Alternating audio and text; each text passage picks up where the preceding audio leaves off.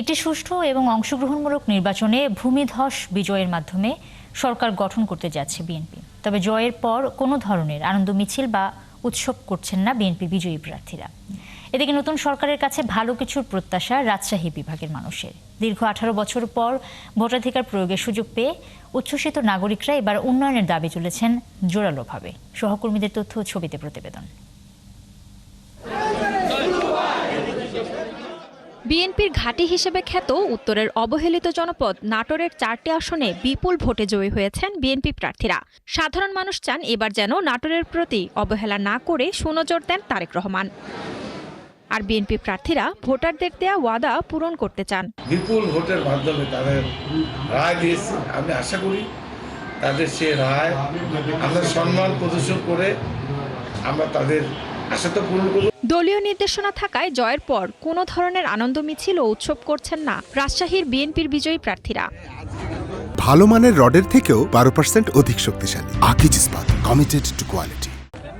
তবে সকাল থেকে দলীয় নেতাকর্মীরা বিজয় প্রার্থীদের বাড়ি বাড়ি গিয়ে দেখা করছেন শুভেচ্ছা বিনিময়। অলমোস্ট 85% ভোট কাস্টিং হয়েছে, যেখানে প্রত্যেক বাড়ি থেকে সবাই ভোটে উপস্থিত ছিল। আমি কাজ করতে চাই দেশের জন্য, দেশের মানুষের জন্য কাজ, যেমন আমাদের নেতা তারেক রহমান করতে চান, আমরাও ঠিক কাজ করতে চাই। রাজশাহী মহানগরবাসীকে তাদের সন্তান হিসেবে আমাকে তারা আবার তাদের সেবা করার সুযোগ দিয়েছে। কোনো সেবক নয়, তাদের সন্তান হিসেবে তাদের পাশে থাকা। চাঁপাইনবাবগঞ্জ জেলার 3টি আসনেই বিএনপিকে হারিয়ে জামায়াত প্রার্থীরা জয়লাভ করেছে। চাঁপাইনবাবগঞ্জ 2 আসনের জামায়াতের বিজয়ী প্রার্থী ডক্টর মিজানুর রহমান দুর্নীতিমুক্ত থেকে আগামী 5 বছর তার সকল ইশতেহার পূরণের আশ্বাস দেন। আমি যে কমিটমেন্ট করেছি সবগুলো কমিটমেন্ট আমি সততা এবং নিষ্ঠার সাথে এই দায়িত্ব পালন করার জন্য চেষ্টা করব ইনশাআল্লাহ। প্রথমবারের মতো বগুড়া 6 আসনে ধানের শীষ প্রতীক নিয়ে প্রতিদ্বন্দ্বিতা করে বিপুল ভোটে জয়লাভ করেছেন বিএনপি চেয়ারম্যান তারেক রহমান। একই সঙ্গে জেলার সবকটি আসনে জয় পেয়েছে বিএনপি। দীর্ঘদিন উন্নয়ন বঞ্চিত বগুড়ায় উন্নয়নের সমতা চায় ভোটাররা। ভালো আশা করতে যাতে জনসাধারণের জন্য কিছু কাজ করে। আমরা তো প্রত্যাশা করি যে এটা ভালো কিছু করার জন্য। পাবনায় নির্বাচনী 5টি আসনের 3টিতেই জামায়াত ও 2টিতে বিএনপি প্রার্থী জয়ী হয়েছেন। স্বতন্ত্র প্রার্থী থাকায় 2টি আসনে বিএনপির 2 হেভিওয়েট প্রার্থীর পরাজয় হয়েছে।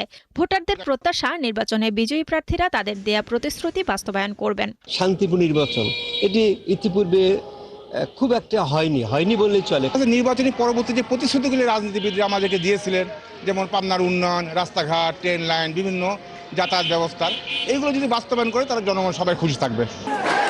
সিরাজগঞ্জের 6টি আসনের 5টিতে বিএনপি এবং 1টিতে জামায়াতের প্রার্থী বিজয়ী হয়েছেন। এখানকার ভোটারদের প্রত্যাশা বিজয়ী প্রার্থীরা এলাকার উন্নয়নে কাজ করবেন। তাদের নিজেদের স্বার্থে, উন্নয়নের স্বার্থে ওনাকে বিপুল ভোট দিয়ে নির্বাচিত করেছেন। এমপিদের পাশে থেকে এমপিদের দায়িত্ব নিয়ে আপনাদের জনগণের প্রত্যাশা পূরণের জন্য আমি সার্বিকভাবে কাজ করে যাব। এছাড়া জয়পুরহাট 2 আসনের ধানের শীষের প্রার্থী আব্দুল বারী বিজয়ী হওয়ার পর বিভিন্ন এলাকা থেকে প্রার্থীরা তার বাসায় গিয়ে শুভেচ্ছা জানান। শান্তা ইসলাম, 71।